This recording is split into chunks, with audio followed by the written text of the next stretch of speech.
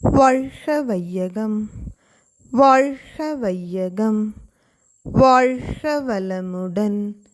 குருவே துணை. அனைவருக்கும் இனிய காலை வணக்கம்.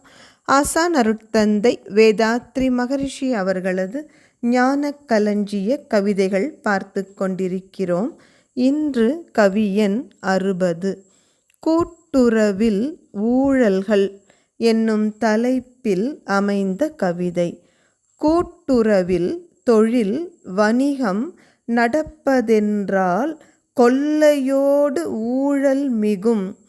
அதனால் என்றும் கூட்டுறவே வேண்டாமென்று எதிர்த்து பேசி குறுகிய நோக்குடையோர்கள் கிளர்ச்சி செய்வார்.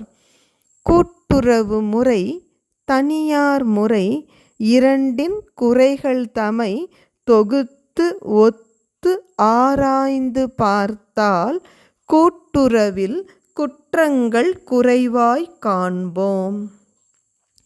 குறித்து அவற்றை திருத்திடவும் வழிகள் உண்டு.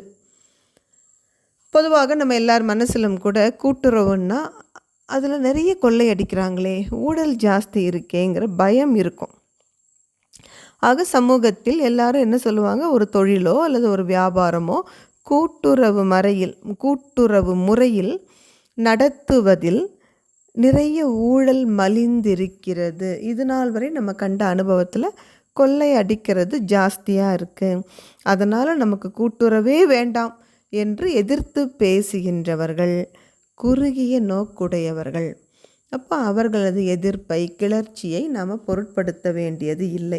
நாம் என்ன சிந்திக்கணும்னா ரெண்டையும் சீர்தூக்கி பார்க்கணும். ஒரு பக்கம் கூட்டுறவு முறை, இன்னொரு பக்கம் தனியார் முறை. இந்த இரண்டிலும் என்னென்ன நிறை குறைகள் இருக்கின்றன என்பதை தொகுத்து அதன் பிறகு ஒரு கம்பேரட்டிவ் ஸ்டடின்னு சொல்லுவோம் இல்லைங்களா, ரெண்டையும் ஒத்து ஆராய்ச்சி செய்து பார்க்கிற பொழுது கூட்டுறவு முறையில் குறை இருக்குது, இல்லைன்னு சொல்லலை. ஆனால் தனியார் முறையை விட இங்கே குற்றங்களும் குறைகளும் அதிகம் இருக்காது என்பது நமக்கு ஆராய்ச்சியில் தெரிய வரும். அது மட்டுமல்ல, அப்படியே இருக்கின்ற சில குற்றம் குறைகளை நம்ம என்ன பண்ணலாம், கூட்டுறவு முறையில் திருத்தி விட்டால் மக்கள் அமைதியாக வாழ்வதற்கு வழிவகுக்கும். ஒரு சின்ன விஷயம் யோசிச்சு பாருங்கள். தனியார் வணிகத்தில் அவங்க முதல் போடுறாங்க. அப்போ அந்த முதலை எப்படியாவது திருப்பி எடுக்கணும் என்கின்ற ஒரு வேகம் வெறியில் அவர்கள் கொள்கைகளை காற்றில் பறக்க விடுவார்கள். லாபம்தான் நோக்கம் என்று ஆன பிறகு மக்களது நல வாழ்வுங்கிறது கண்ணு முன்னாடி நிற்கிறது இல்லை, என்ன கலப்படமும் செய்ய துணிவார்கள். அப்படி இல்லாமல் ஒரு கூட்டுறவு முறையில் நடக்கும் பொழுது நிச்சயமாக அந்த குறைகளை ஒரு சிலர் அப்படி கலப்படத்துக்கு ஆதரவாக பேசினாலும் மற்றவர்கள் தட்டி கேட்பார்கள். இது செய்ய முடியாது, நாட்டு மக்களது நலனை கருத்தில் கொண்டு இப்படித்தான் நடக்கணும் என்று சொல்வதற்கு வழி இருக்கிறது.